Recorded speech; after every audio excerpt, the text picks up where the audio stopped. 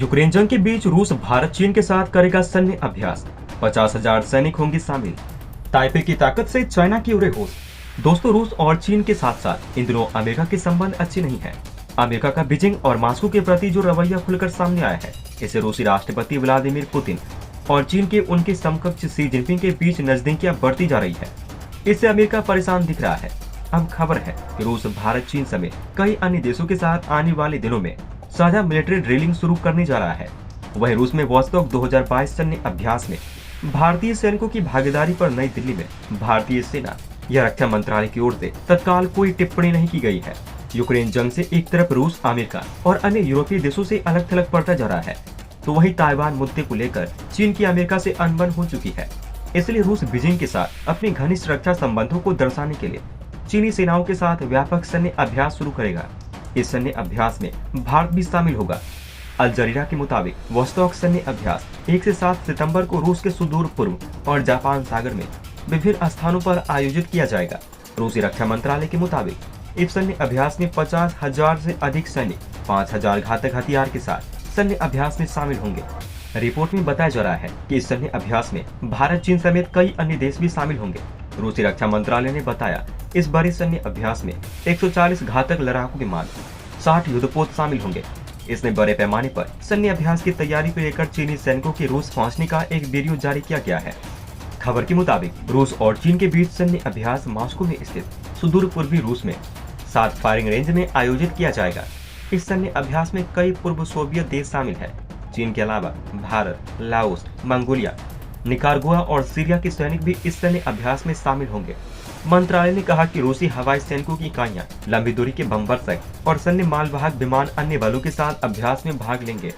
पिछले महीने पहली बार सैन्य अभ्यास की घोषणा करते हुए रूसी सेना ने जोर देकर कहा, यह नियोजित शुद्ध प्रशिक्षण का हिस्सा है जो यूक्रेन में मॉस्को की सैन्य कार्रवाई के बावजूद जारी है।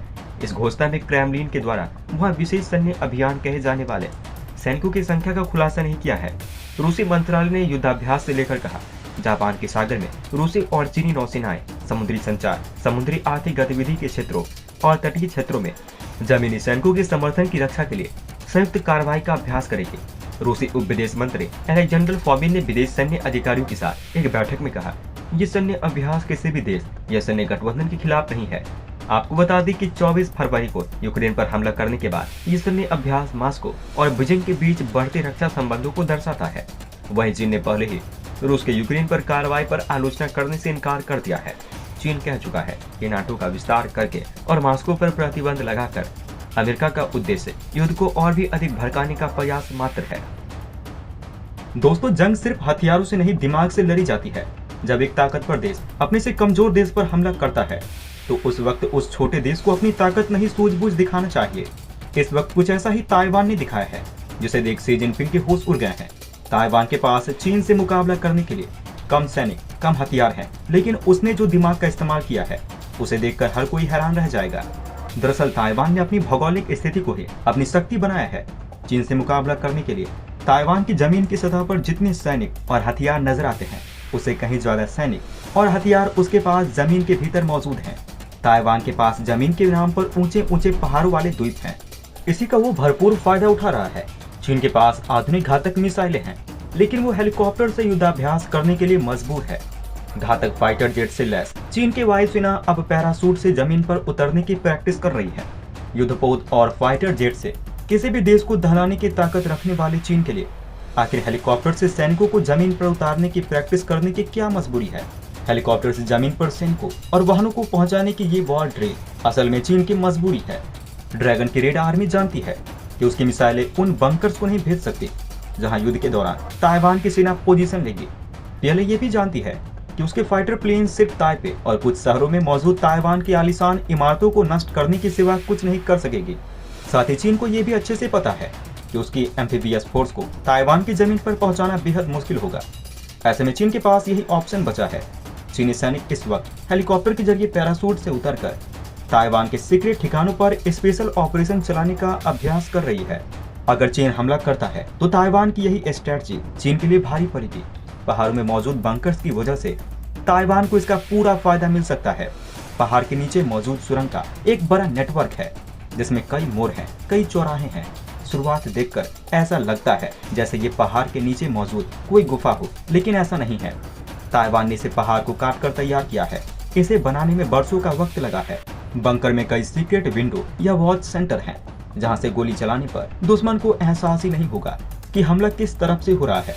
स्नाइपर सटीक निशानेबाज भी इस वॉच में मौजूद सैनिकों को टारगेट नहीं कर सकते हैं। यहाँ हथियार रखने की जगह से लेकर लोगों के रहने तक का इंतजाम है। सैकड़ों सैनिक महीनों तक रह सकते हैं। ग्रीस ने हमारे F-16 लड़ाकू विमान पर मिसाइल तानी। भूमध्य सागर पर कब्जे की जंग से बौखलाया तुर्की। तुर्की और ग्रीस के बीच भूमध्य सागर पर कब्जे की जंग तेज हो गई है।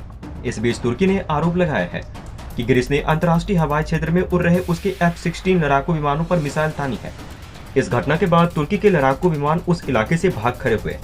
दरअसल तुर्की जिस इलाके को अंतर्राष्ट्रीय हवाई क्षेत्र बता रहा है, उस पर ग्रीस अपना दावा करता है। ऐसे में तुर्की के लड़ाकू विमान को देखकर ग्रीस ने अपने एयर डिफेंस सिस्टम को एक्टिवेट कर दिया था। तुर्की की सरकारी समाचार एजेंसी अनाडोलू ने रक्षा मंत्रालय के हवाले से बताया है, क्रेटे द्वीप पर स्थापित यूनान की S-300 मिसाइल प्रणाली ने 23 अगस्त को तुर्की के लड़ाकू विमानों पर हमले के लिए सारी गणनात्मक तैयारी कर ली थी। एजेंसी के मुताबिक तुर्की के F-16 लड़ाकू विमान ग्रीस के पश्चिमी रोड्स द्वीप के पास 10,000 फीट की ऊंचाई पर उड़ रहे थे। तभी रूस निर्मित S-300 मिसाइल प्रणाली ने उन्हें निशाना बनाने के लिए अपने रडार पर ले लिया। अनाडोलू ने रक्षा सूत्रों के हवाले से दावा किया है कि शत्रुतापूर्ण माहौल होने के बावजूद तुर्की के विमान अपना मिशन पूरा कर अपने ठिकानों पर लौट गए। खबर के मुताबिक विमानों को रडार पर लेने को नाटो की नियमावली के तहत शत्रु कार्रवाई का माना जाता है। इस बारे में जब अंकारा स्थित ग्रीस के दूतावास से रविवार को संपर्क किया गया तो वहां से कोई जवाब नहीं आया। आपको बता दें कि पिछले सप्ताह तुर्की ने यूनान की सैन्य अताशी को समन किया था और नाटो से शिकायत की थी कि यूनान के F-16 विमानों ने कथित तौर पर तुर्की के F-16 विमानों को गठबंधन के लिए पेश किया था।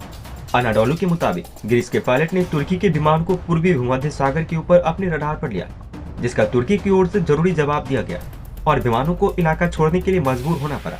ग्रीस के रक्षा मंत्रालय ने बताया है, तुर्की के विमान बिना पूर्व सूचना के अमेरिका के B-52 बॉम्बर के साथ आए, जबकि इसकी जरूरत नहीं थी। साथ ही वो इलाका ग्रीस के विमानों के नियंत्रण में था।